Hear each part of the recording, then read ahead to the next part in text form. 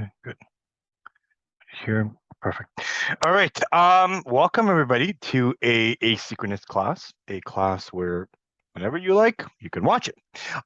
So we're currently in chapter number 10, um, week 10, chapter 14. And we're going to talk a little bit more about the project closure. Okay. How do we close a proper project? What kind of leadership skills are we looking for in making sure a project closes correctly, and what kind of areas can we do so that we can close a project without any problems and issues, and hopefully successfully, okay, so that we can be able to make sure that everything is going to be amended and rather taken care of. Okay.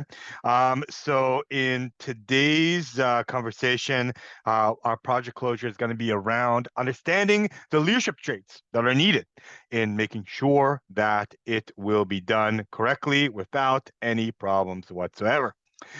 So in our guide to project management, we're going to have project closures, and we're going to make sure that it's going to be the final frontier. However, next week, guys, don't forget, we're going to be in Unit 11. Unit 11 for this one is, of course, review, reflect, closure, and your careers. But please don't forget, guys, that I'm going to be available, but I'm also going to give you a video on it, okay? So that you'll be able to have a video, complete it, and you are good to go. So let's talk about where were we and how did we get here? Okay, so we got here, of course, by doing outsourcing. Okay, that was last week. 2 weeks ago, we looked at project management. We looked at monitoring the project, the teams, estimation in the midterm, defining a project, talking about the organization, strategy, and the introduction. So now we're in project closure. All right, how to land the plane. So what we're going to be doing today is we're going to be looking primarily at identifying what types of closures are available for us within project management. So what we're going to be doing is talking about the different types of closures, understanding the challenges of closing out a project properly, explain the importance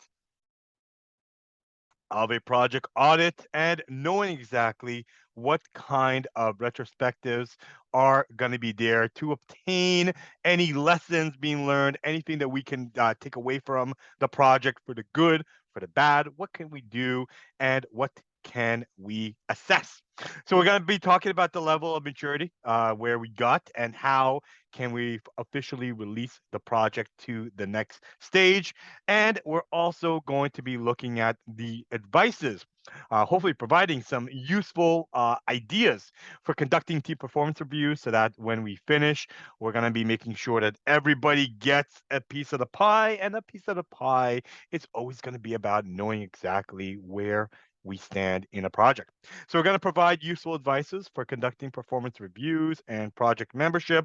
And what we're going to be looking at is the type of project closures that will be available. So we're going to be looking at the type of project closures. We're going to wrap up our closure activities, be able to look at the project audits, find a bigger picture, and make sure that when we are going to be in post-implementation evaluation, we can be able to complete it all together. So in our objective for today's conversation, we will be identifying the people, the groups, and the company that would or could be impacted or be impacted by a project and closing a successful project. We're going to analyze the stakeholders, the good, the bad, the ugly, and their impact on the project. We will apply the techniques in gathering and analyzing both the quantitative side of project, qualitative side of project, and getting all this data together to find out whose interest should be taken into account throughout the project and eventually into the closure, and developing an appropriate management strategy for an effective engagement and expectation of stakeholders in the project and decisions and executions that could be made. So in our objective for today, our goal is to identify individuals, groups, and organizations that could be impacted or are impacted by implementation of a project.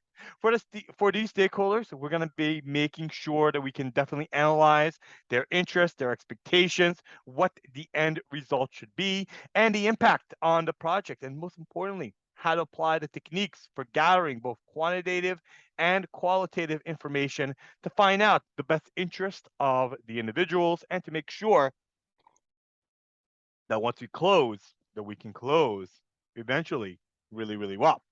So furthermore, we're going to be able to appropriate management strategies to effectively engage the stakeholders in a project decision and execution and make sure that we can do it together.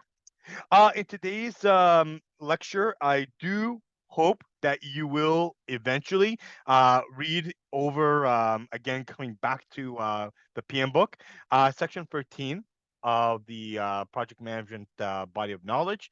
Definitely, it will give you a good idea about the stakeholders and some areas of a checklist to make sure that you can put them together. Read over the article, A Project Lifecycle Perspective on Stakeholders' Influence and Strategies in Global Projects. That is written by Alatonen and Kawaja, and definitely will be found on Moodle, and you can always use that in your final paper if you need to definitely give me some inputs from outside scholarly. Going forward into Unit 10, it is important to identify at the end of your project all the stakeholders as much as possible. I mentioned to you guys that, the sooner the better. Any stakeholders who are missed or neglected will likely be found later on and will probably make the most headache.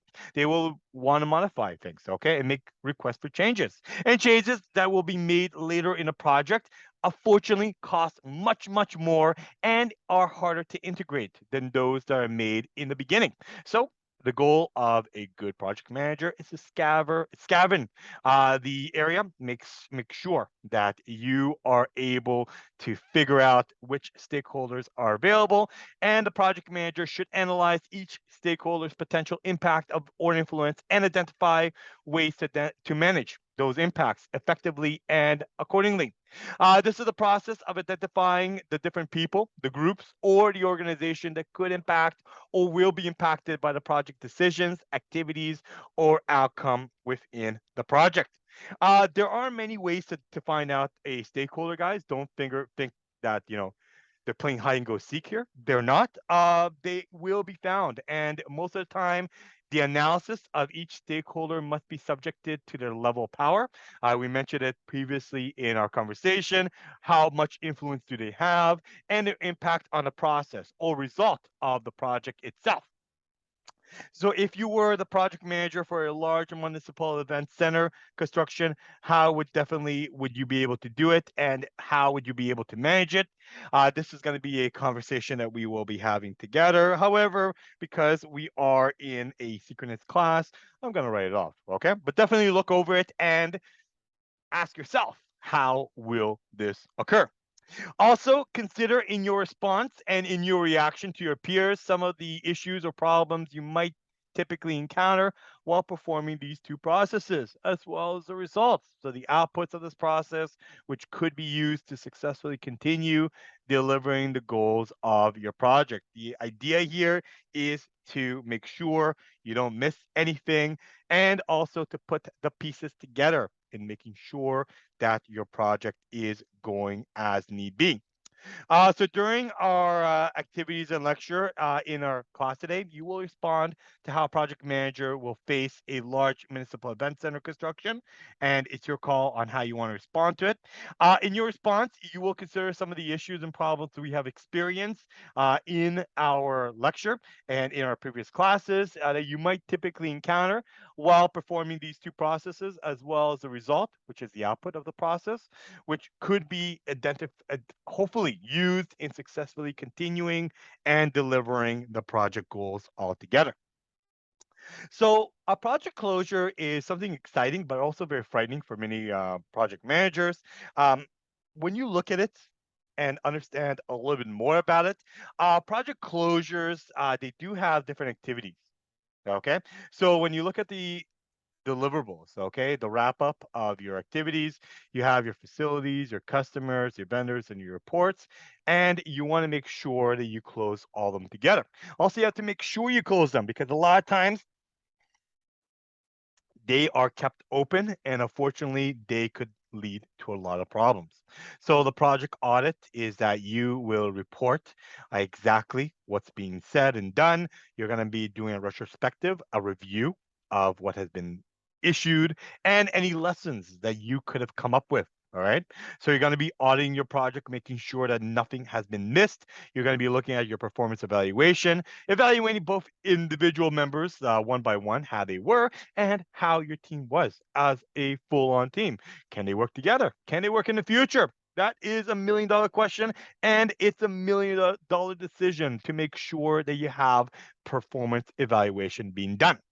You also want to make sure that you have a project archive and database. Should you be doing a similar project or something in that nature, you want to make sure you will put it together and eventually go back to it or give it to somebody else for best practices.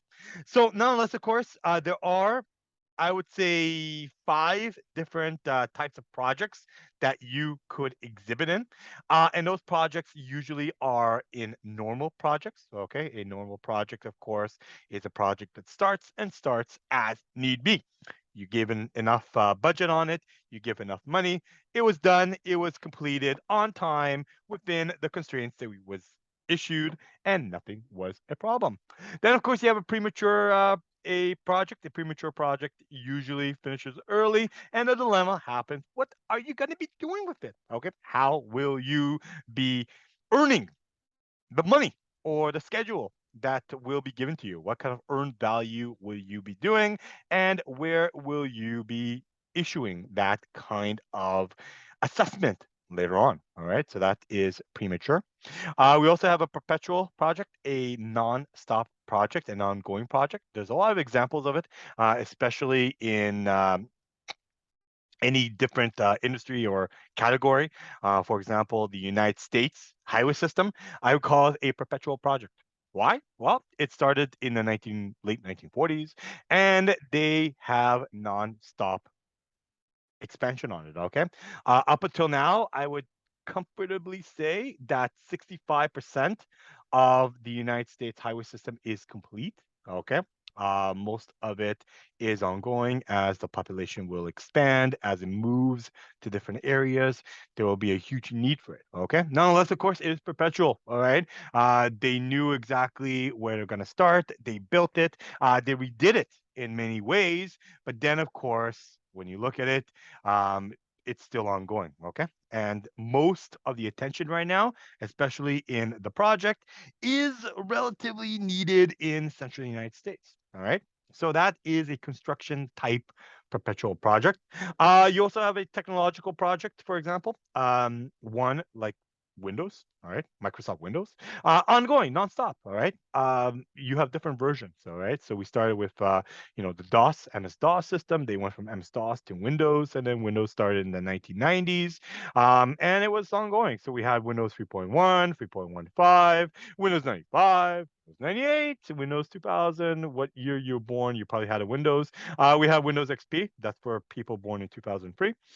Get it? And then we also had Windows Vista, Windows 8, 9, 7, 6, whatever it was.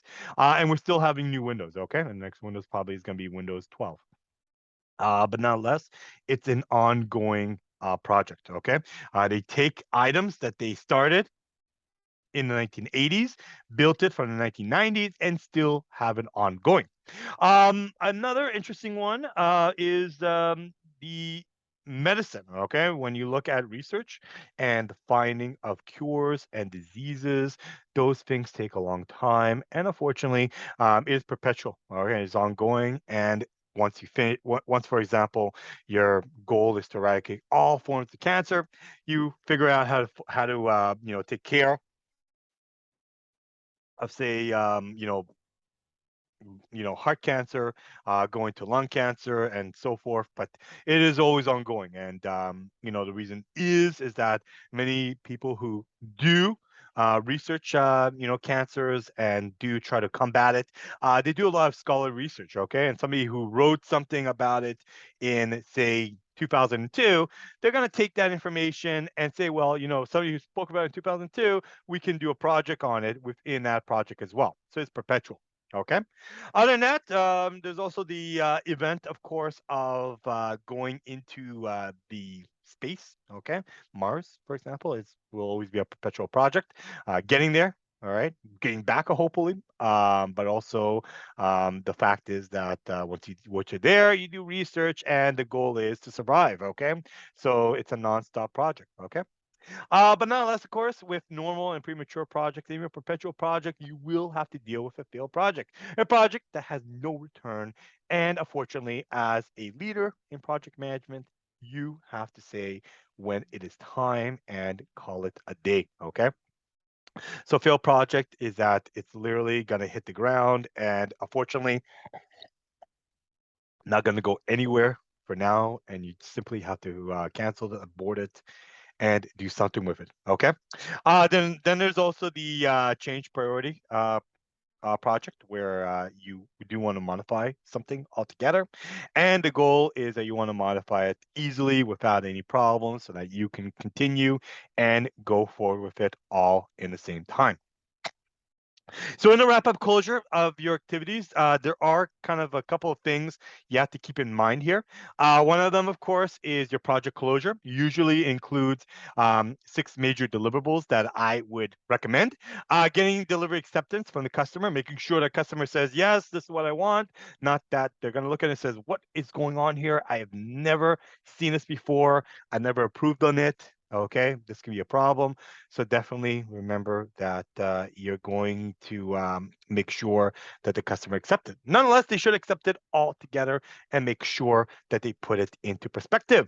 Another thing is also shutting down resources and releasing to new uses. Please remember, guys, that you're going to have a lot of equipment, sometimes rental equipment, and it's not yours, and it's also not being paid by you. Okay, it's being paid by a company. So you have to make sure it closes. The last thing you want to do is, let's say today's September. The project finished before September and August. It's still ongoing. All right. And today is roughly September the 4th. If you're going to have this project still working, it's still going to generate money, all right? And it still needs to be paid off for, okay? And you would be surprised that there's so many people that forget that there's tools and resources, equipment that needs to be closed. And if it's not closed, unfortunately, there's going to be a lot of issues, okay? And unfortunately, you're still going to have to pay for it, okay? And it's not just resources, also the lease on the space you have. All right. It's still going to cost you money. All right. So you want to make sure if you are owning the machines, give it to somebody else, or make sure you close it and make sure that closing accounts and all bills should be paid for. Also, reassigning project team members. Remember, guys, that in some companies, when a project is done, you simply go back to your department or to your organization, whatever it might be. But in some places, the bloodline of a company is a project. So you have to reassign them to another project. Okay. Make sure that they get good recommendations. Make sure that they are going to be working and make sure that they will be jumping on the next project. Probably a project, if you like them so much, that you and them work together. Okay. So definitely make sure that you will be doing it. Make sure you can also, like I mentioned, shutting down resources, but also making sure you close your accounts. Again, guys, accounts don't automatically close. You have to close it you have to close them nicely and diligently for your organization. So make sure that by closing your account, you're seeing that all bills are paid for, delivering the project to the customer at the end use, and creating the final report so that you can be able to relax a little bit and make sure that it could be done for you. Okay. Again, like I mentioned to you guys, when you look at a project, especially a project that was perfect, no problems whatsoever, if you don't close your bills, it's just gonna add up. Okay. So think about, closing a phone bill, you don't need anymore. it doesn't close by itself. You have to literally call the company and close it. All right. If you don't, you're just going to get paid for September. You don't want that. Okay. So delivering the project to the customer, making sure that the customer gets exactly what it's needed, and making sure you create a final report so that all information will be realized and given to you so that there'll be no issues. Definitely, that is a good way to close a project. So in a wrap-up closure, I do recommend having a checklist, and depends how you see a checklist. It's all your call how you make it. A lot of times you have tasks in place. You can break it apart in what your team had, your vendors, your customers, and your equipment, and simply say yes or no if you have done it, such as scheduling resource reduction has been developed and accepted, releasing workers to new assignments, performance reviews, any offered outplacement services and career counseling has it been done. Vendors and contractors, has performance reviews been conducted? Has the account been finalized? Customers, did the customer sign off on the delivery of the project? Has the in-depth project review been done and good to go? Has the interview been assessed and satisfied with the project team, with the vendors, with anybody else? Make sure you can do it all together. And of course, the equipment and facilities. Have the project been transferred to other projects? Has the rental lease equipment been agreed to? What about the data? Has anybody been dealing with it? And of course, what you can do is simply put a yes where it is and a no. Oh, that's the worst no I can see. A no where it hasn't. Okay. So that you can take care of it and make sure that you hopefully going after your corners and making sure you can finish it all in time. But nonetheless, of course, you want to make sure you have done a good job. And what more you can do is create a project audit. And a project audit is using performance measurement of a forecast information system and data to find out if the project was successful and review why the project was selected in the beginning. So you could conduct a project audit. And you could include a reassessment of the roles that was done in the project within the company priorities, and make sure you can check on the company culture to make sure if it's facilitates the type of project being implemented. It can be performed while the project is in process or even after it's completed. It's your call when you want to do an audit. Sometimes people do it in process audits where it will be performed early in the project to allow for any corrective modification and changes and concentrate on project progress and performance over time. That's one option. Another option is to do a post-project audit that can include more detailed and in-depth information than in-process audits, where it can be emphasized on improving and managing the future of the project and making sure that it can be done all together. So a project audit is your call. When you look at a guideline for conducting a project audit, the philosophy must be that the project audit is not going to be something that you use as a weapon. A project audit definitely should be not a witch hunt, but a learning curve. Whether you're going to do it at the end, all right, where you can finalize exactly what's going to happen, or in the beginning, you can definitely make sure that you can fix the issues that are being met. You can also comment about individuals or groups participating in the project that should be minimized. Okay, don't go after individual. Don't write down, so and so did not do the work. Simply say where it could be fixed and how it could be fixed altogether. Audit the activities that should be sensitive to people's emotions reaction. Again, please remember that a lot of people put a lot of emphasis in the project, and you definitely do not want to break the omen. And definitely remember, guys, that people will take things really seriously if they are being accused of it. Okay. You also want to make sure that information should be verified. Okay. Don't just make up information that the project was successful when it really wasn't. Make sure that information is relative, and make sure that also senior management should announce support for the project audit.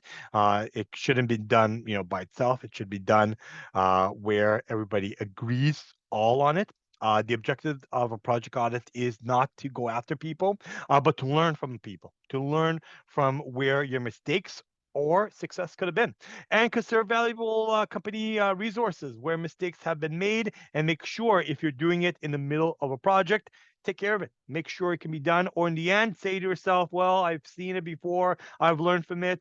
Everybody shook their hands, and the future should be that we're not going to do it again. So the audit should be completed as soon as possible. Make sure you have the right idea here. And of course, the steps in the audit process is to make sure that number one, you can initiate and staff the audit. Okay.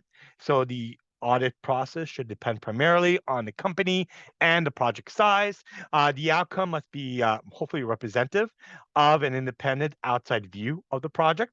Data collection and analysis must be done. Information and data are gathered to answer both the organization view and the project team view. And last but not least, an audit should have a report. So the report should attempt to capture any needed changes and lessons being learned from or current within the project itself, and eventually complete it nicely without any given problem. All right. What I want to do right now, I know that we're still in the video mode, but it's your call. Let's take a break. I guess 10-minute break, okay, or finish 5-minute break. It's your call. You can take it, and what we'll do is we'll take a quick one, and hopefully once you're back or when you click on again, we will return and we will hopefully talk a little bit more about closing a project properly and eventually doing a project nicely without any given problem. All right, so be back, guys, and we will continue. And I will see you guys here in a bit. Have a good one, and we will talk shortly. Take it easy. Thank you. All right, welcome back. All right. Took like 10 minutes, but it was literally an eternity. Okay. What we're going to do right now is we're going to kind of bypass the discussion. If you want to look at the discussion, by all means, it's all down to you. But definitely we cannot take it up because nobody's here. But if you do want to take it, awesome. I'm not gonna mark it for you. I'm not gonna mark you for it. But you're more than welcome to look at it. Uh, anyway, in our last half of the class, we talked about auditing a project, and we mentioned that there's two parts of auditing. You can audit a project while it's going. All right, maybe every month, every week, every I don't know, every like um, quarter, you can be able to go in and check it out. But there are areas that you can check on how to do it properly. And I mentioned to you guys that when you do an audit, there's ways you can kind of protect yourself, but ways that you want to look at what you have done. So a common outline for a project audit is that you want to classify your project. How big was the project, the size, the cost, how many people were involved, how much technology complexity was there, strategic support, and so forth. Look at classification. You can also look at analysis. The scope of objectives, what was it met? Was the quality of objectives there, the cost, schedule objectives, summary of risk, outcome achieved, and so forth. Was it all there? And in recommendations, was there any corrective actions? Was there any technical improvements? Was there any lessons being learned? Any reminders of mistakes? Any retrospectives and so forth? And then in the appendices, be able to look at backup information, critical ideas, and hopefully create a report, an audit report that could be done very, very well. But the idea of the audit for the good, for the bad, for the ugly, is to be able to look at project retrospectives. So project retrospectives looked at the denotes of efforts at figuring out any lessons being learned on the project for the good or for the bad. It is usually an independent trained facilitator that will do the retrospectives. They will act as a guide who will lead the project team through an analysis of project activities and deliverables, use several questionnaires focusing on project operations and on how the company culture impacted project success and failure at the end of the day. They also do a one-on-one visit with the project team members and the project manager itself and other stakeholders to get a better retrospective into the cause and effect of what the project was and where the project is going. It also leads the team to have a retrospective session to sit together and say to themselves, where were we? What went, and how did everything go all about, and eventually work with the team to develop a system to prioritize information with different recipients and different people to get the process going. So again, you can have a checklist, and a recommended checklist that I do want you guys to do is create a project process review questionnaire. And again, you look at the commentaries. You're going to be not just putting a binary yes or no. You're going to be making sure you put qualitative information there, where it's objective of the project being done okay, were the objectives and strategy in alignment, were the stakeholders identified, was the resources adequate for the project, were the people and the right skills assigned to it, estimates was it reasonable, were project appropriate ideas being identified, and was a process and practices there or not. Okay. Did you use outsourcing or not? Were you communicating? Was the project objective being met? Has the customer accepted the item? Was the schedule met? Was the standard met? And is there any one important idea that can be reviewed for the importance? Okay. So what you're doing here is writing down a basically questionnaire, outlining your project and making sure that your project team is on the right scale. Another thing is also looking at organizational culture. And under organizational culture, we want to make sure, was the organizational culture supportive or not? Was senior manager adequate? Were the people, were they skilled properly? Did the project hinder management support or not? Did the access to resources in the company, was it there, from money to equipment to manpower? Was training on the project adequate? Were lessons being learned early, or why was it not? Did the people have a clear link to the organization? Was the staff properly reassigned? And was human resource helpful in finding new assignments and just overall? So again, not only are you going to do a questionnaire about the project, you're going to do a questionnaire about the company itself. Did the company support you, and did they have the right foot forward? But nonetheless, of course, project audits get a better picture for the project manager. And definitely the purpose of all project audits is to make sure in the maturity model to enable the company to assess their progress in implementing the best practice in their industry and move to the improvement stage.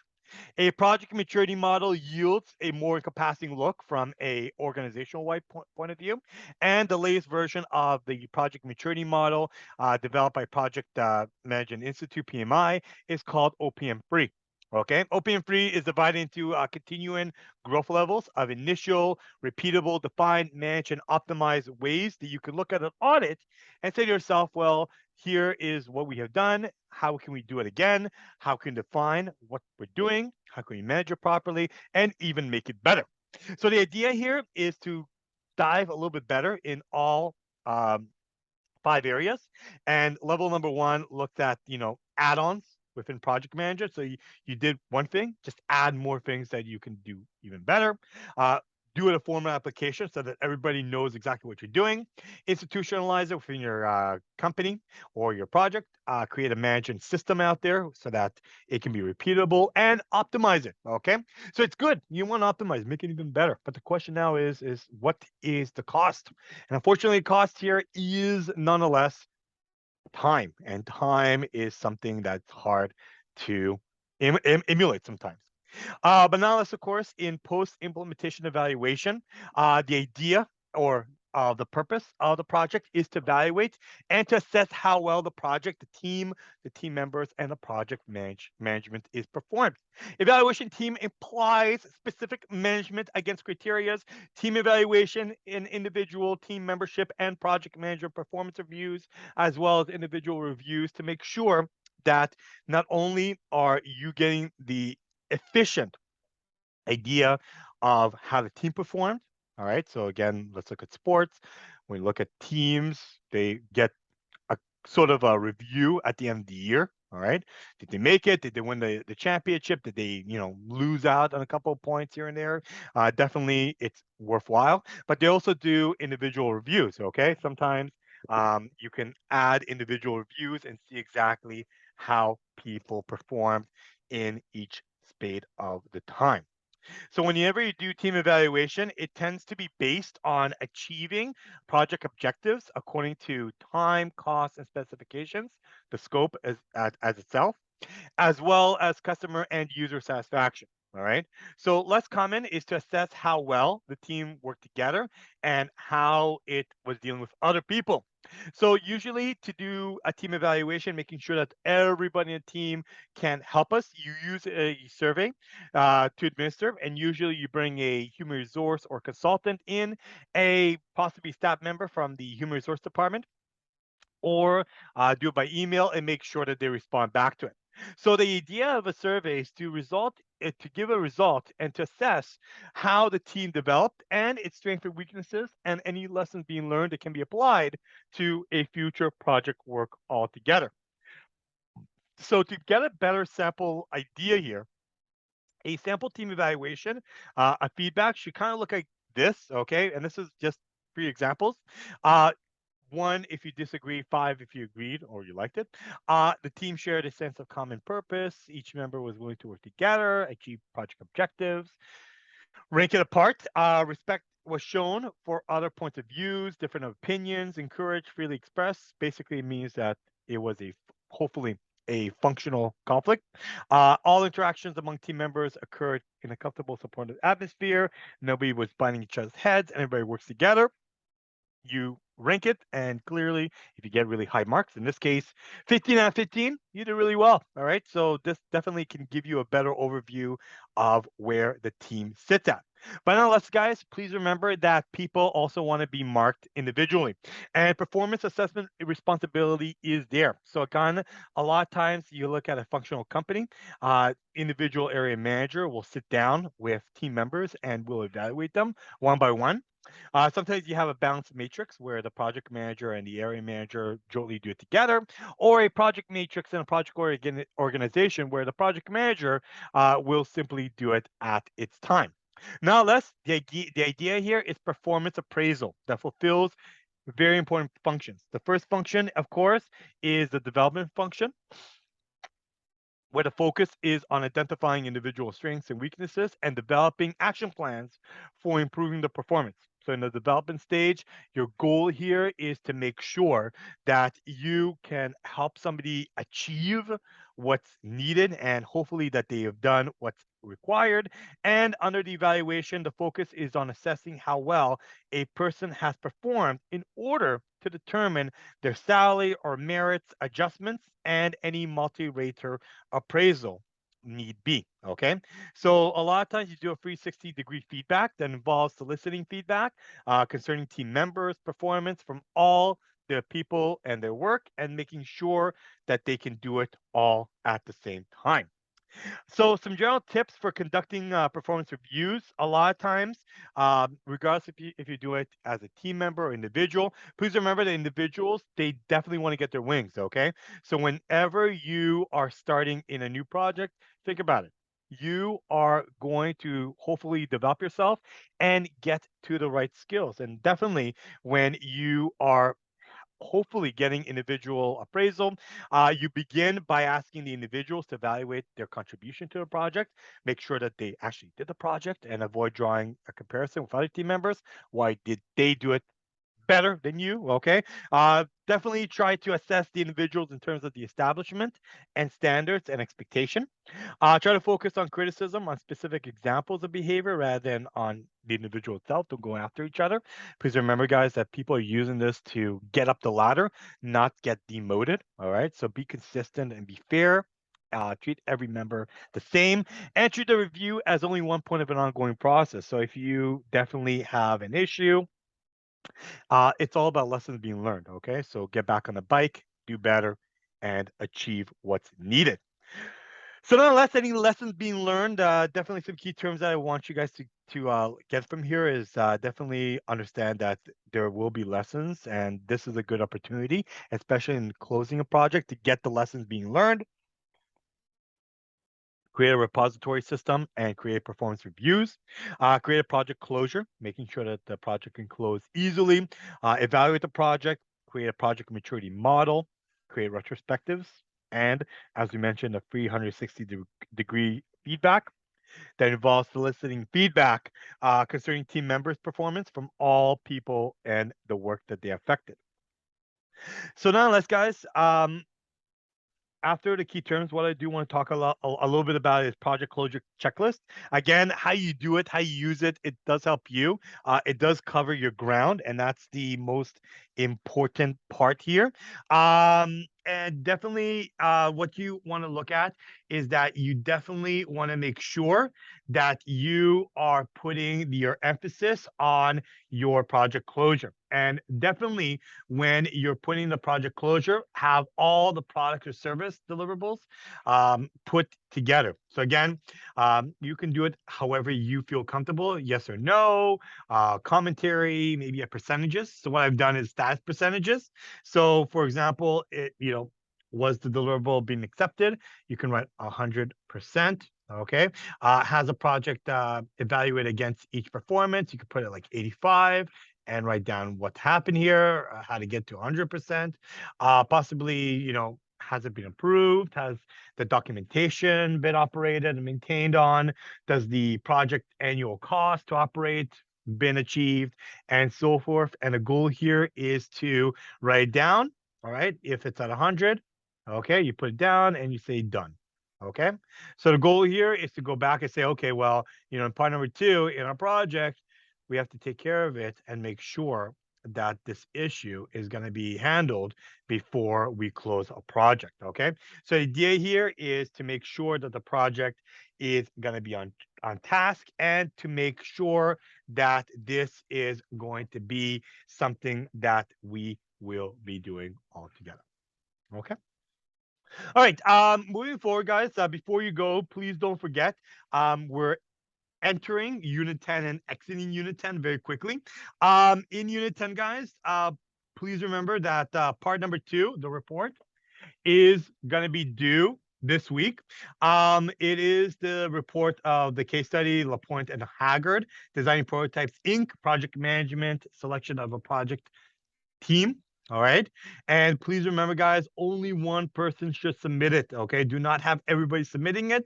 All I need to see is I need to make sure that everybody on the team has their name and their student ID on the cover page. And as long as I see it there, I can click who's on the team, who did the work, and mark it accordingly. And then definitely when you are finishing your report, definitely remember, guys, demonstrate to me an understanding on specific elements related to the selection of an effective team. Identify the potential nuances that might accompany a rational decision in the selection of a team. Weigh the advantages and disadvantages of each potential team member and justify their decisions. And definitely when you're going into the submission, please remember, guys, only one person submits it. You should submit a free page double space. Title page and reference page excluded. Report should be a APA format. The case study should represent knowledge in the related areas, project team membership, project leadership, and project practices. Before the case presents what was learned by the players and the player, there was a process of unlearning what we talked about and breaking down traditional knowledge practices that was required in order to be successful in completing the case study as a group. Talk to me about the case in detail with a problem statement and references to the unlearning process. Explain to me how the process in principle and the charters were able to gain from their expectations. Tell me about the project leadership facets from the case study and how they relate to the project management, and how they related back to human resources, communication, and stakeholder management. Explain to me the project practices that were exercised in showing leadership and management and how they were implemented. And last but not least, explain any circumstances or concerns you have within a case study as they relate to the project management theory. All right. So again, guys, only one member submits it, but please remember you will be marked as a group. So it's due when? September 11th on Sunday. What I'm going to break it down is a 3-part series. Part number 1 is critical analysis and research, the background and summary, research that your team made. I will give you about 70% on it, 40, 30 in points respectively. Communication, use language clear and effectively. That's 10 points. Information organized intelligently, another 10 points. And attention to detail, APA format, 5 points. Title, heading, and references. Spelling, grammar, another freebie, 5 points. And altogether, you have and your team has a potential to get 100%. All right, that is going to be the marking breakdown. Beyond that, I also mentioned to you make a PowerPoint presentation. So again, guys, all I need is for you guys to make a PowerPoint presentation and submit it to me. Having completed the case study analysis, you will develop a presentation of your finding. You will tell me what you and your team did.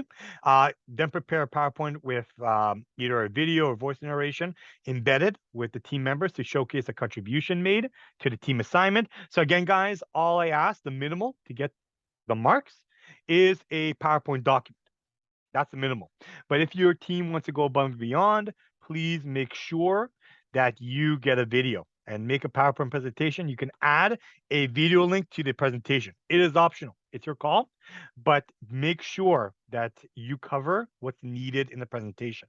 So after completing Unit 10 case study, you will be making me a presentation, demonstrate the understanding of specific elements related to selection of an effective team, identify the potential nuances that might accompany rational decisions with selection of the team, weigh the ups and downs of each potential team member, and justify their decisions. And this is all due Saturday, September 17th, 2022. Okay. Please get it to me as soon as possible and complete it. Okay. And like I mentioned to you guys, if your team wants pro bono marks, video is recommended. Add a link in the first page and your team will get extra marks. Okay. But if you do not want to do it, that's okay. You will not lose any marks. But if you do want to get extra marks, go right ahead. All right. Okay. Other than that, guys, final analysis paper. The paper is gonna be your final send off to me. All right. So the paper is basically a 2,500 words. You must have, of course, 4 academic sources, maximum 2 from our lecture and textbook, and the remainder should be peer-reviewed articles. Where you find peer-reviewed articles, you can find them in Google Scholarly. You can find them even in Moodle. Yes, I've given you to guys almost every week a topic that you can use. Okay, you can use that in your work if you'd like. Uh, Nonetheless, the paper is about 2,500 words, give or take. The paper must have a title page and a separate page for references at the end, and it is expected that the introduction will comprise of, say, 10%, so about 250 words, introducing me what your topic is all about. The research body is roughly 7% of the paper, which is 1,700 words, I would say, 1,750. All right, you do the math. And the remainder, conclusion, application, reflection, and closure, should be about 20%. So that's about 500 words. Altogether, 2,500 words easily. Okay. What I'm looking for is, again, approved project management topics, is developing high performance project teams, organizational change management with project management, leadership with project agile environment, developing a leadership behavior within project management, effective project management communication, and managing the project stakeholders. Now, these 6 topics are the approved topics. These topics you do not need to go back and ask and tell me that you're going to do it. All you need to do is pick one, from high performance to change management, agile, leadership behavior, communication, or stakeholders. Pick one and use it. However, if you do not like any of the 6, I will give you a chance to make your own, but you have to tell me as soon as possible. Okay. When to tell me? I would say by the end of Unit 10. Because when we go into Unit 11, it's the final showdown, and I will not have time to figure out if you want a new topic. So by Unit 10, I would assume that if I do not get any response, people are happy with their topic. If they're not happy with their topic, they can pick a new one. But please make sure to do it as soon as possible. Okay. So final case paper is due by September 17th, 2022. Make sure you do it and you do it on time, and make sure that you will submit to me. Okay, so exactly what is due up until now, guys. The team case study, the report is due September the 11th. Okay, so get one person, only one, to submit it, and I will mark it accordingly. Team case study presentation, it's due September 17th. Okay, so again, make sure that you have one person at least submitting it. All right, so that your team can get a mark. Final term report is due September 17th, the individual report. Okay, and next week, guys, especially in this unit and this section, final class is going to be synchronous. So I'm going to talk about your careers, your future, closing the class nicely and making sure that we're on the right scale here. This is going to be done next week, but I'm going to give you a video on it as soon as possible. Okay, I will be available in class. I will be jumping back and forth within breakout rooms and also within a lab that I need to take care of. But nonetheless, when everything's done, I will be available. So if you join us, uh, for the class at the end of it, all right, by usually 1 o'clock or 3 o'clock, I will be available. Usually at 12, I will let you in. All right. I will tell you exactly what we need to do, but nonetheless, of course, um, I will be most likely out of commission for an hour. And then by 1 o'clock, I will come back and we will be talking about it. Okay. If you would like. Okay. If not, you can call it a semester. But nonetheless, if you need my assistance on anything, let me know. Nonetheless, guys, next week, guys, presentations. Like I mentioned, we're heading to week 11. Uh, week 11 is very important because it's the last class or last session. I understand that it's crunch time, especially in BUSI, but also in other classes. What I do want you to work on, especially in Unit 11, is work on the video link. If you need be, let me know if you need any assistance. I'm here to help. Upload it to a video sharing platform like YouTube, Vimeo, Loom, if you'd like, if you want to use it, and so forth. Please get it to me.